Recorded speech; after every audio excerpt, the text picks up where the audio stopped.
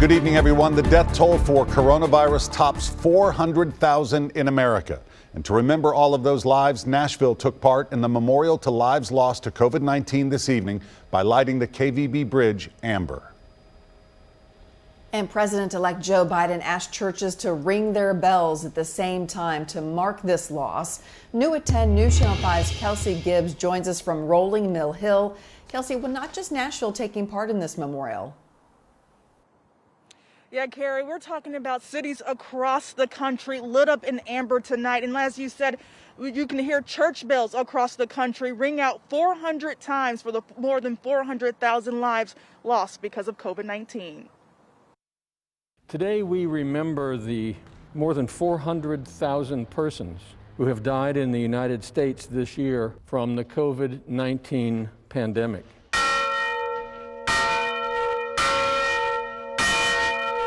Well, COVID has impacted Christ Church Cathedral as it has every other church in the country, in the world. Deacon Roger Satterstrom says the past few months have been hard as he sits in an empty church sanctuary. COVID-19 hasn't just closed church doors. Satterstrom says to some families it's much more painful. We recognized first the 200,000 who died in November, and that was such a shock. 200,000 people dying in just a few months' time. That's 300. President-elect Joe Biden encouraged cities across the country to participate at 4:30 Tuesday afternoon by lighting up buildings or ringing church bells 400 times to remember the more than 400,000 lives lost to the coronavirus in the U.S. And here we are in mid-January at 400,000, and we'll be back at 500. And we'll be back as long as it takes.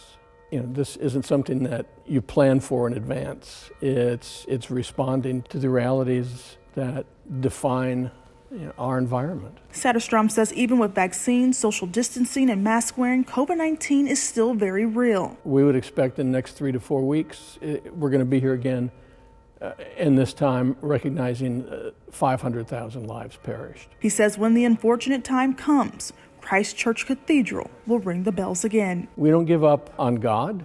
God doesn't give up on us. As numbers of people are sort of called home to that final rest, we're going to be there to remember, to acknowledge, and to pray for them.